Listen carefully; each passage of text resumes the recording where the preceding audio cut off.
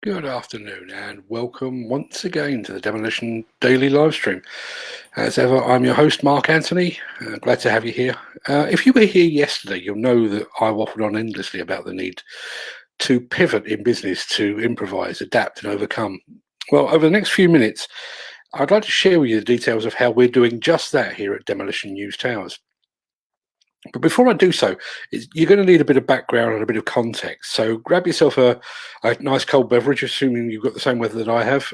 Sit back and allow me to provide you with a bit of the backstory. If you're watching this live, you'll know that Demolition News has a presence on Facebook. There's around 12,500 people that follow Demolition News page on the platform, which is far fewer than the 114 odd thousand that we have over on Instagram. But broadcasting on Instagram, it has its limitations. I won't detail them here. They're far too complex and annoying to worry about here. So when we decided to produce a daily live show, we opted to broadcast, initially at least, via Facebook. We do record it and we broadcast it on Instagram TV and on YouTube and obviously on Demolition News and LinkedIn as well. But we opted for Facebook as our primary broadcasting service. Now, in many ways, that went against my better judgment. In general, I'm not really a big user of Facebook. I post the occasional photograph of my grandchildren, my dogs, the fish that I've caught, which is rare. All of that goes on my personal profile. But the fact is, I rarely visit Facebook at all. Or at least I didn't. But the fact that the platform has allowed me to broadcast live each day since the lockdown began has slowly but surely prompted me to fall back in love with Facebook. Now, look, I realise that Facebook has its issues. It's a big brother organisation to which we all signed up to voluntarily. I'm not entirely sure what we were thinking there. I'm aware of what a lot of the so-called news on this platform is poorly researched fiction or misinformation. I realise it encourages a mob mentality. It's like a conspiracy theorist wet dream over here. That many of your so-called friends on Facebook are the very people you'd cross the road to avoid in real life. But for all that, without Facebook, the show that you're watching now would not and could not exist. And the next stage in our evolution wouldn't be possible either. So let's break those things down one at a time. Now, one of the things that Facebook does remarkably well is to remember stuff that you've done in the past. It dredges up old photographs and videos to remind you of what you were doing on this day 1 year, 5 years, even 10 years ago. And one such memory has stirred me into action. Almost this time last year, I was lucky enough to be in Japan as part of the European Demolition Association study tour. I went as a guest of Caterpillar and their UK dealer, Finning. I actually wore this hat and this very T-shirt while I was there. You think I throw these shows together? There is some planning goes into it, I promise you. That trip to Japan proved to be a real once-in-a-lifetime experience. I got to visit a country that had long been on my personal bucket list. I got to experience a culture that was wholly different to my own. Ate some incredible food, some amazing sights, and I got to see firsthand just how the Japanese demolition industry operates. Now, the term inspirational is overused, in my opinion. It's bandied around all over the place, particularly at the moment. But my trip to Japan really inspired me, and it inspired me to write a book called The Japanese Way. And more of that in a second. Now, one of the primary reasons for making the trip in the first place was to get a first glimpse of what was then the soon-to-be launched Caterpillar 340 straight boom demolition excavator. I'd heard about it before, but this was the first time I got to see it in the flesh.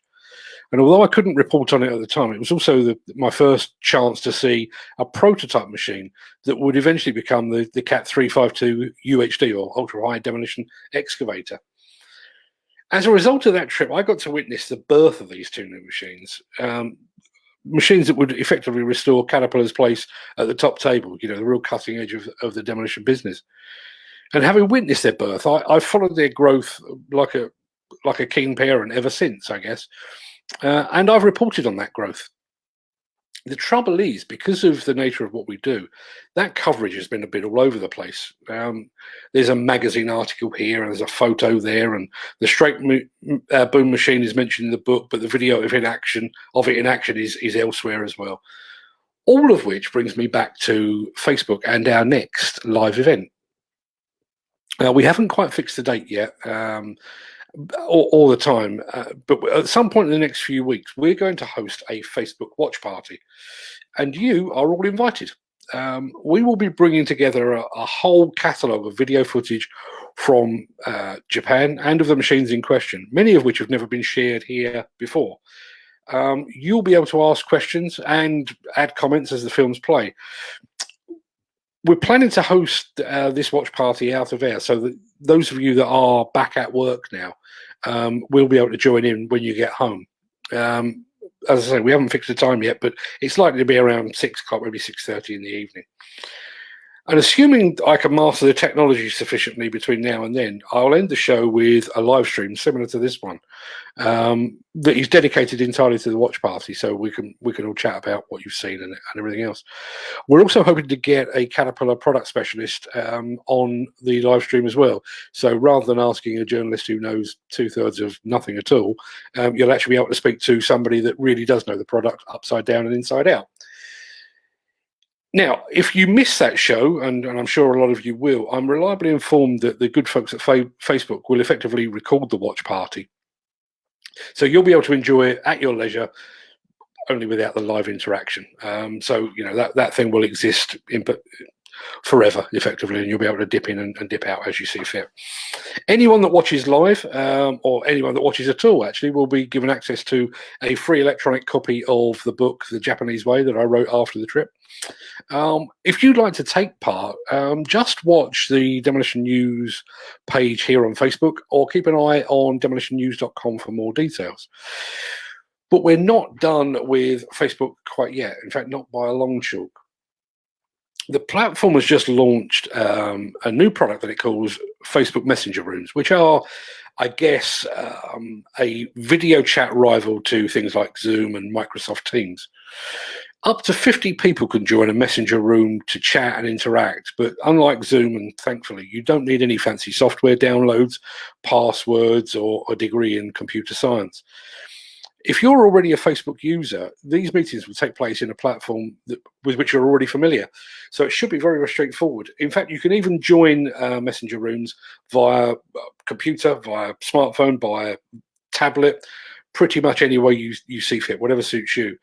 Now, we're planning to host some of these meetings as a replacement for the Demolition Social Club, which we've been running on Zoom, and where we've encountered enormous and endless technological issues.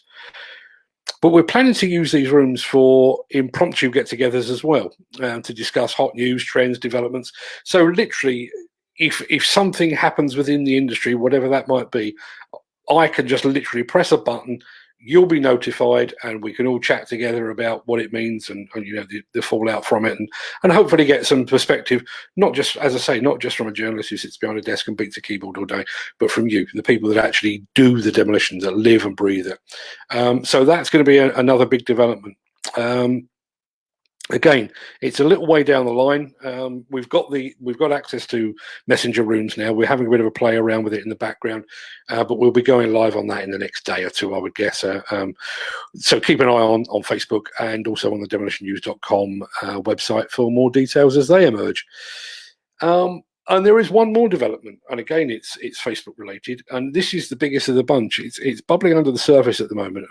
I'm hoping we'll be able to announce it in the next week or so. So please keep watching this space. Despite all that's going on in the world at the moment, this is a hugely exciting time here at Demolition News Towers. We've got some big plans coming ahead, so we really can't wait for you to be a part of it. So much of what we've done in the past has been done in splendid isolation. So it's us coming up with an idea that not necessarily just primarily benefits us, but it's done without audience interaction. All these things we're doing with Facebook and other forms of social media is to allow you to be part of the whole party, as it were. So you can actually get involved. You can make your voice heard. So regardless of where you are on the employment ladder, you can, as I say, make your voice heard.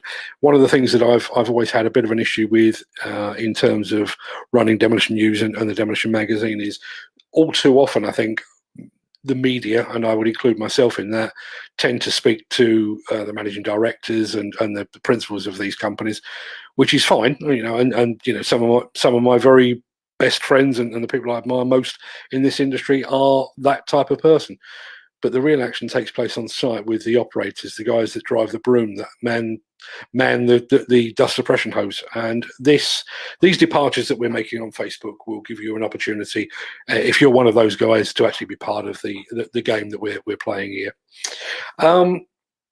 There are another couple of items I'd like to share. First of all, I would suggest you put a note in your diary for 3 p.m. on the 29th of May, when my guest will once again be Neil Edwards of market intelligence provider, the Builders Conference.